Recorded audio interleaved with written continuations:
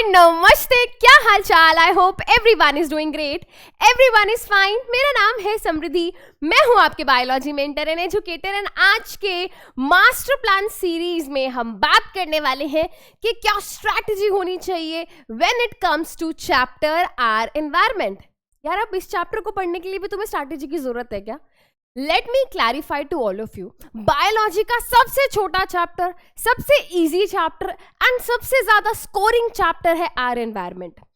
मैं ये बात बार बार अपनी हर क्लास में रिपीट करती हूँ कि फ्री के नंबर है बेटा आर एनवायरनमेंट चैप्टर के, और टॉपिक्स इतना कुछ ज्यादा ऐसे नहीं है कि हाय हाय याद ही नहीं हो रहे, हाय हाय समझ ही नहीं आ रहे, ऐसा कुछ नहीं है इस चैप्टर में। अगर हम 2-3 टॉपिक्स जो इसके हैं मेन वाले उनको बहुत अच्छे से रिवाइज कर लेंगे, उनके क्वेश्चंस अच्छे से कर लेंगे प्रैक्टिस, उनके PYQs लगा लेंगे, तो ट्रस्ट मी बेटा आपके 5 मार्क्स कहीं नहीं गए। 5 मार्क का है अकेला एक चैप्टर ये वाला।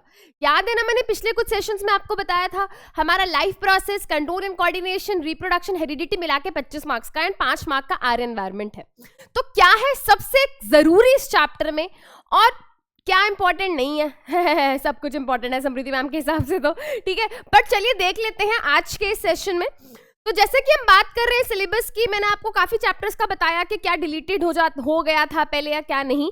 बट इस स्पेसिफिक चैप्टर की बात करें बेटा, इस चैप्टर में पहले भी कुछ डिलीट नहीं हुआ था, इस साल भी कुछ डिलीट नहीं हुआ है, पहले भी पूरा चैप्टर आया था, इस बार भी पूरा चैप्टर आएगा।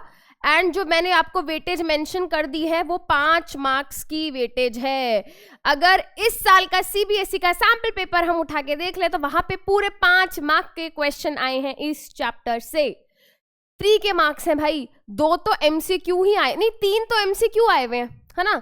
तो easy question, very easy question. बस बच्चे अटकते हैं कहाँ पे? 10% लॉ में।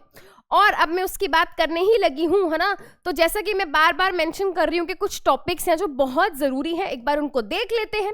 सबसे पहले तो भाई मैं बार बार हमेशा ये बोलती हूँ कि 10% लॉ इंपॉर्टेंट में भी इंपॉर्टेंट टॉपिक है ना, सबसे ज्यादा इंपॉर्टेंट टॉपिक, एंड उसमें भी सबसे ज्यादा इंपॉर्टेंट टॉपिक हमारे क्या है बेटा?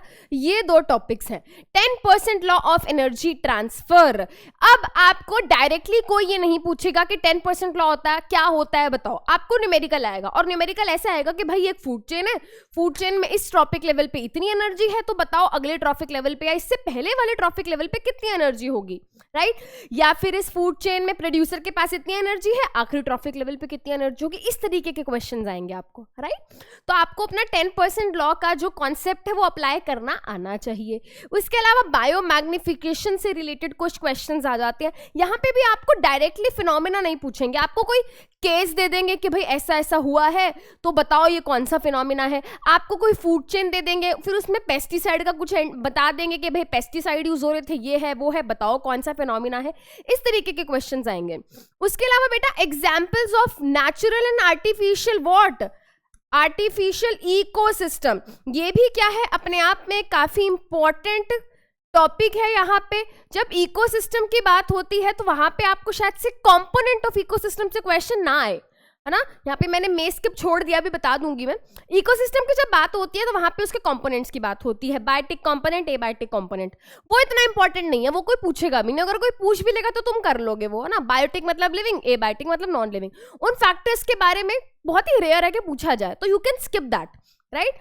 बट जब बात आती है टाइप्स ऑफ इकोसिस्टम पे, वहां पे हम पढ़ते हैं आर्टिफिशियल इकोसिस्टम, नेचुरल इकोसिस्टम, तो उसके एग्जाम्पल्स आने चाहिए, राइट। एंड वहां पे मैंने क्वेश्चन भी आपको क्लास में कराया है जहां पे पूछते हैं कि भाई हमें एक्वेरियम का पानी क्यों बदलना जरूरी है ना, क्या प्रॉब्लम है एक्वेरियम के साथ, एंड सो ऑन। तो वो वाली चीजें आपको अच्छे से पढ़ के रखनी है।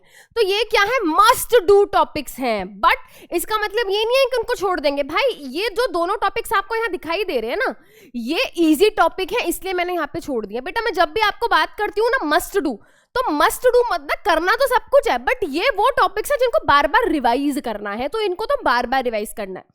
ओजोन लेयर क्या है, क्या फंक्शन है, इसका डिप्लीशन किसकी वजह से होता है, राइट। ये सब एक बार ही पढ़ लोगे, ठीक है, एक बार रिवाइज कर लोगे, क्लियर हो जाएगा। Waste management, biodegradable, non biodegradable, एक बार पढ़ लोगे, डिफरेंस देख लोगे, एग्जाम्पल कर लोगे। वेस्ट को कैसे मैनेज करना है एक बार पढ़ लोगे, एक बार रिवाइज कर लोगे, हो जाएगा, सॉर्टेड है। तो इसलिए इन टॉपिक्स को यहाँ लिख दिया है। बट प्लीज नोट, इस साल का जो सीबीएसई सैंपल पेपर है वहां पे बेटा ओजोन लेयर का भी क्वेश्चन है और वहां पे वेस्ट मैनेजमेंट का भी क्वेश्चन है। इवन 2 क्वेश्चन आए हैं यहाँ से।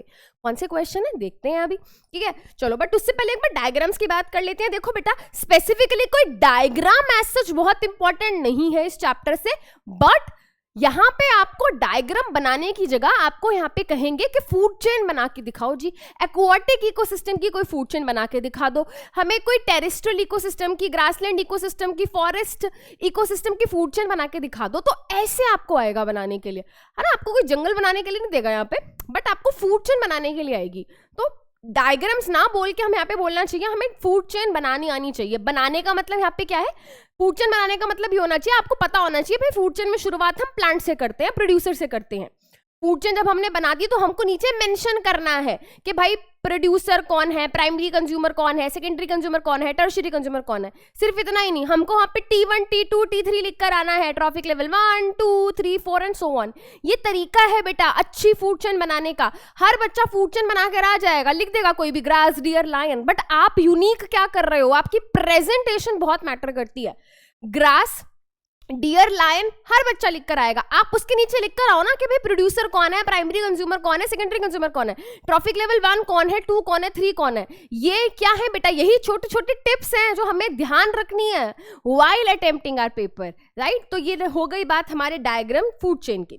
जैसे कि मैं बात कर रही थी हमारे सैंपल पेपर की, तो मैंने अभी आपको मेंशन करा कि बहुत इंपॉर्टेंट टॉपिक है ये वाला 10% लॉ ऑफ एनर्जी ट्रांसफर। एक क्वेश्चन आया हुआ है 2 मार्क का, अभी देखते हैं, ठीक है। ओजोन लेयर से भी क्वेश्चन आया हुआ है 1 मार्क का, और वेस्ट मैनेजमेंट से 2 क्वेश्चन आए हुए हैं 2 मार्क के, ठीक है। देखो बेटा कौन से क्वेश्चंस हैं इस साल सीबीएसई सैंपल पेपर में। As you can see here बेटा, ozone layer and its depletion से एक क्वेश्चन यहाँ पर आया हुआ है। उसके अलावा यहाँ पे आप देखो बेटा biodegradable substance, non biodegradable substance के ऊपर क्वेश्चन आया हुआ है। अगेन यहाँ पे बायोडिग्रेडेबल सब्सटेंस के ऊपर क्वेश्चन आया हुआ है। सो दैट मीन्स इंपॉर्टेंट है, दोनों टॉपिक क्या है, इंपॉर्टेंट है। चलिए आगे चलते हैं, ठीक है। मैंने 10% लॉ की बात करी थी, तो 10% लॉ का आप देख सकते हो बेटा यहाँ पे 2 मार्क का क्वेश्चन आया हुआ है हमारे इस साल के सीबीएसई सैंपल पेपर में। हमको दी हुई है फूड चेन एंड हमें अमाउंट ऑफ एनर्जी निकालनी है, 3rd ट्रॉफिक लेवल की कुछ गिवन है। तो इस तरीके के न्यूमेरिकल्स आपको प्रैक्टिस करने हैं, प्रैक्टिस करने हैं, राइट। चलिए आगे चलते हैं। लेटेस्ट ट्रेंड्स क्या देखे गए हैं बेटा, रीजन बेस्ड क्वेश्चंस पूछे जा रहे हैं कई साल से।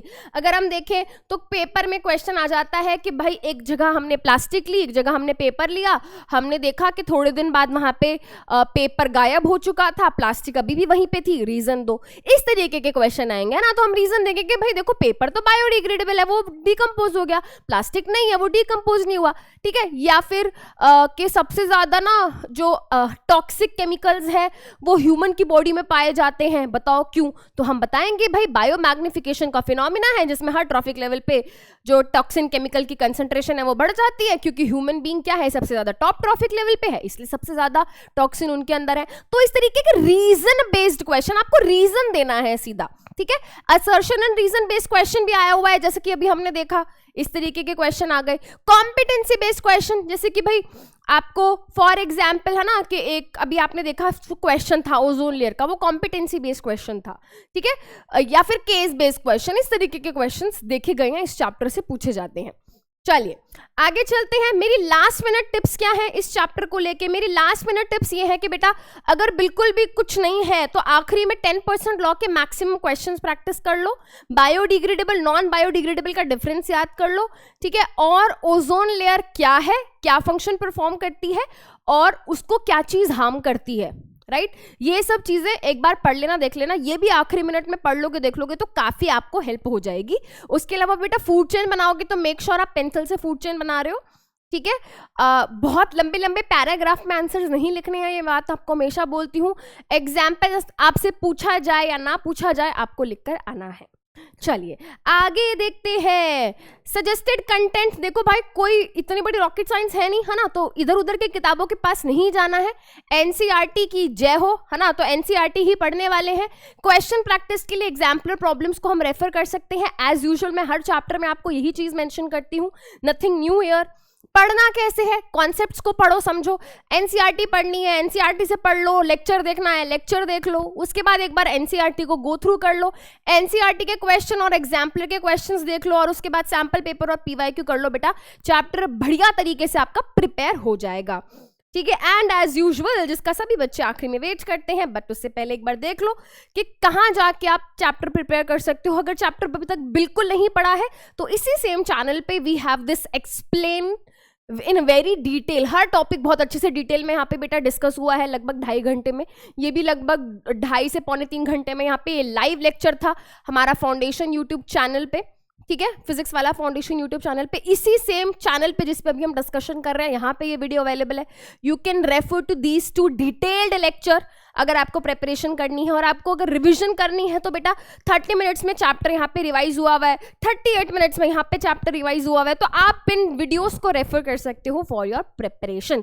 इवन बेटा इसी चैनल पे आपको एनसीईआरटी सॉल्यूशंस भी अवेलेबल हो रहे हैं, तो आप उनको भी रेफर करो, वो भी आपको हेल्प करने वाले हैं, ठीक है।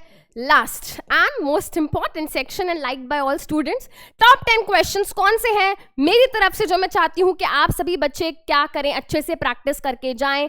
I am giving you time, फटाफट से स्क्रीनशॉट ले लीजिए। ये कुछ मेरे टॉप 10 क्वेश्चंस हैं जो आई फील आप सभी को अच्छे से प्रैक्टिस एंड अटेम्प्ट करके जाने ही जाने हैं, राइट। फटाफट से यहाँ पे स्क्रीनशॉट ले लेंगे कुछ टॉप क्वेश्चंस मेरी तरफ से जो मुझे लगता है कि आप सभी को करने चाहिए, राइट। आई होप बच्चों ने इसका स्क्रीनशॉट ले लिया होगा एंड अब बिल्कुल तैयार हो, स्ट्रैटेजी दिमाग में बैठ चुकी है कि क्या पढ़ना है, सबसे पहले क्या रिवाइज करना है। तो आई होप आप इन सभी इंस्ट्रक्शंस को आप फॉलो करेंगे। So that's all for today session, but listen to me बेटा, टीचर का काम है आपको गाइड करना, आपको इंस्ट्रक्शंस देना, ठीक है। आपको टीचर गाइड कर सकता है बट आपके हिस्से की मेहनत आपको ही करनी है। And this is the time, अभी मेहनत करो बेटा, वक्त वापस नहीं आएगा, राइट। तो अभी है जो है आपके सामने है, आपको इस टाइम अपना जी जान खून पसीना दही लस्सी सब लगा दो यार, है ना, टाइम नहीं वापस आएगा। That's all I can say. अब हम मिलते हैं कभी किसी और सेशन में। That's all for today, bye bye.